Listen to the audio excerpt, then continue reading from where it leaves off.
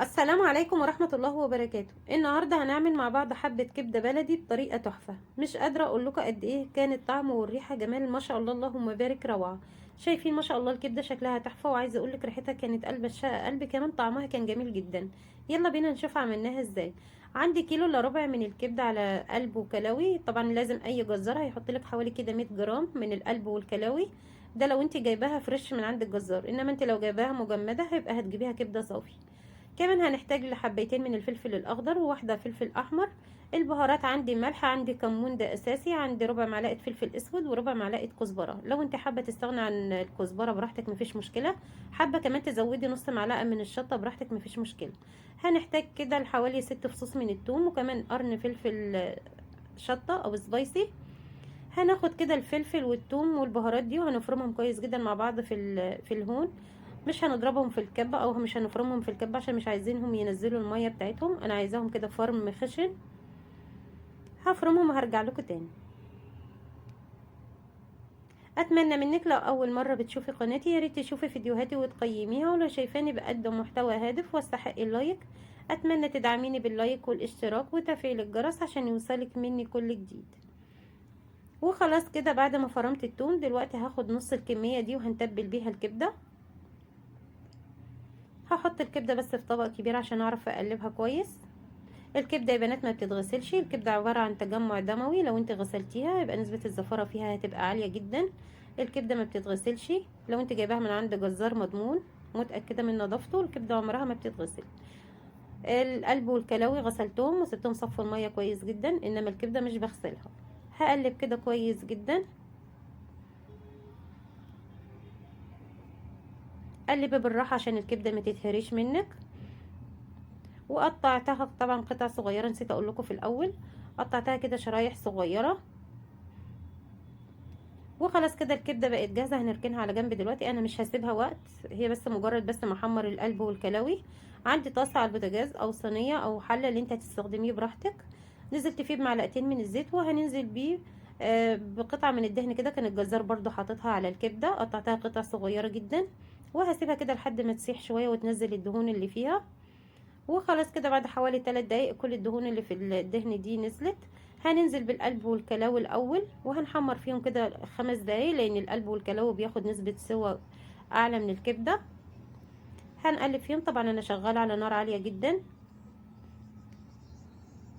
هسيبهم كده مش هقلب فيهم غير بعد دقيقتين، وهقلب فيهم لمدة 5 دقايق لحد ما احس كده ان القلب والكلاوي دخلوا على السوا.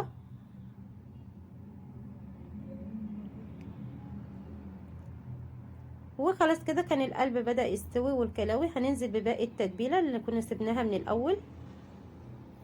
وشمي بقى احلى ريحه في الوقت ده، عايزه اقولك من قبل ما ننزل بالكبده كانت الريحه اللهم بارك قلب الشقه قلب. ريحه البهارات مع الفلفل حاجه كده اللهم بارك روعه. هنقلب كده لحد ما نشم كده ريحه الثوم مع البهارات. طبعا النار عاليه.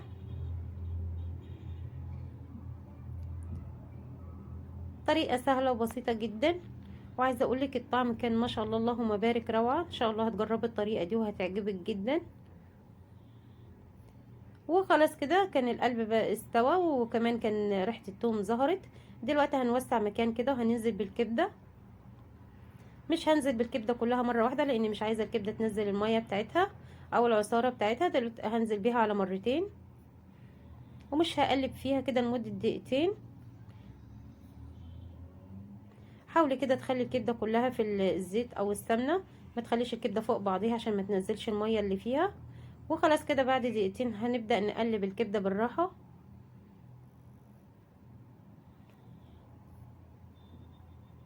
قلبي بالراحه جدا عشان ما تهريش الكبده.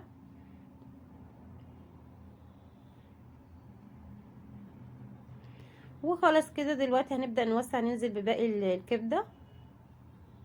هنوسع كده مكان هنركن الكبده والقلب والكلاوي على جنب، وهنوسع لباقي الكبده. وبكده يبقى نزلنا بكل كميه الكبده اللي عندنا، برضه هسيبها مش هقلب فيها. لو قلبتيها وهي نيه كده هتلاقي الكبده نزلت كل العصاره اللي فيها او الميه اللي فيها، ومش هتبقى حلوه، هتشد معاكي جدا. خلاص كده بعد حوالي دقيقتين او 3 دقايق هقلب كله مع بعضه. شايفين ما شاء الله اللهم بارك، حاجه روعه. الكبده يا بنات ما بتاخدش اكتر من 10 دقايق على النار، لو سبتيها كتير على النار هتلاقيها شدت معاكي ومش هتستوي.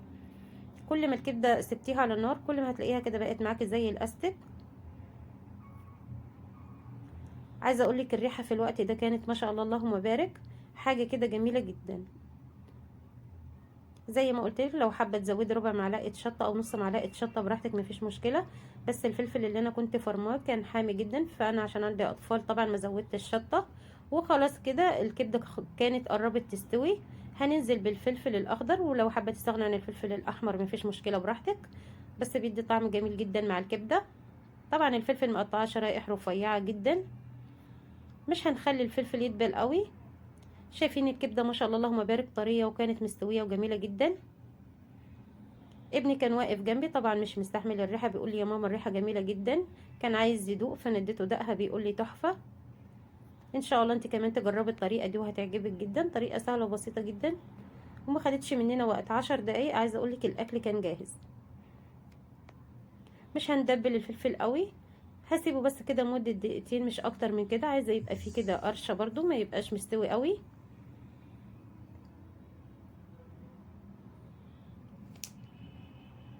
ودلوقتي هننزل بمعلقه واحده بس من الخل. الكبده خلاص استوت، هننزل بالخل في الاخر. شايفين انا مليت الغطايه بتاعه الازازه بس بمقدار معلقه، وهقلب كده لمده دقيقه. وقبل ما نطفي النار هننزل بعصير نص ليمونه، ولو حابه كمان تضيف عصير ليمونه كامله براحتك مفيش مشكله، بس انا ضفت نص ليمونه بس، واللي حابب يزود بعد كده يزود براحته.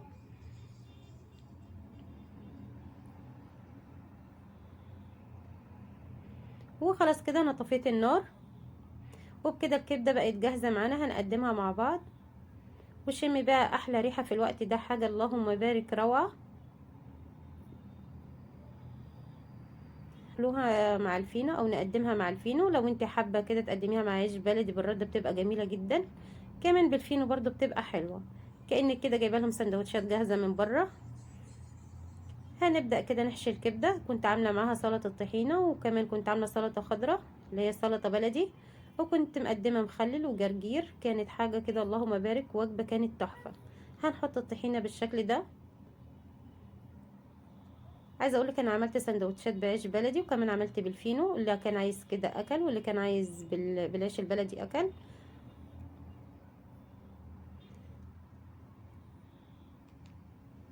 اتمنى ان شاء الله تكون استفدت من الفيديو، ويا ريت لو استفدت دعميني باللايك والاشتراك وتفعيل الجرس عشان يوصلك مني كل جديد. وبكده الوصفه بتاعتنا تكون انتهت. شايفين ما شاء الله اللهم بارك، حاجه كده روعه وجميله جدا. اتمنى ان شاء الله تجربيها وتنال اعجابكم، واشوفك في فيديو جديد، وباي.